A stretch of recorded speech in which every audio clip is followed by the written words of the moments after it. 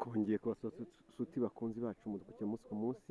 Ubu turi Kicukiro i Gahanga, umudugudu bita Equity. Ni ahantu hari kubakika amazu, murahabona ni amataje. Turi kwereka ikibanza cyiza kigurishwa. Ikibanza ni iki ngiki muri kureba aha ngaha, gikora ku mihanda itatu.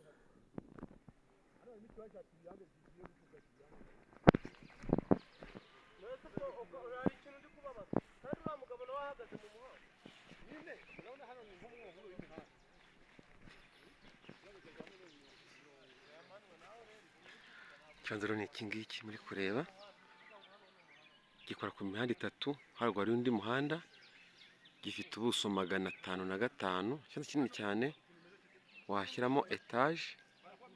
Kandi nkwereka abaturanyi bacyo.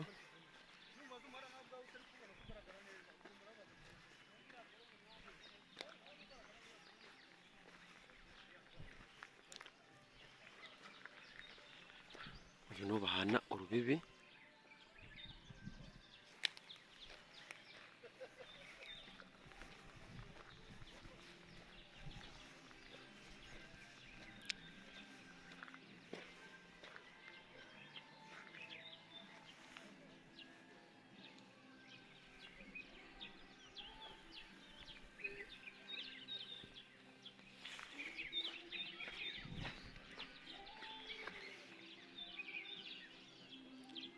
Ikibanza kikaba iki ngiki.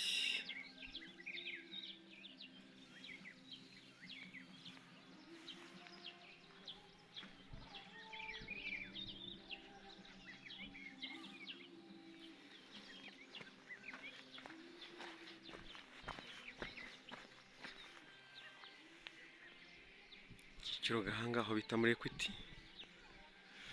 Ubuso 505.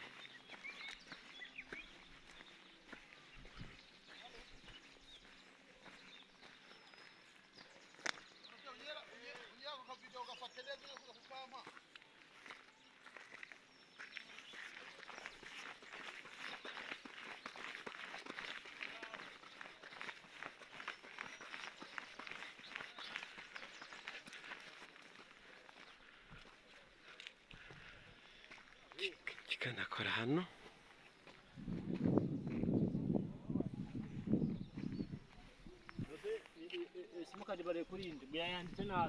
Abaturanyi, ni ahantu heza ku mujyi kabisa uteye ubwoba. Ubuso 505, cyangwa n'imitasiyo muri Equity i Gahanga. Sawa.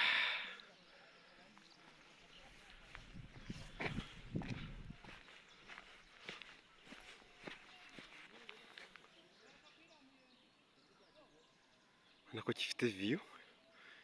Iyo ukiriho gifite view. Sawa, yogeze gushaka cyane umwami. Ciao ciao.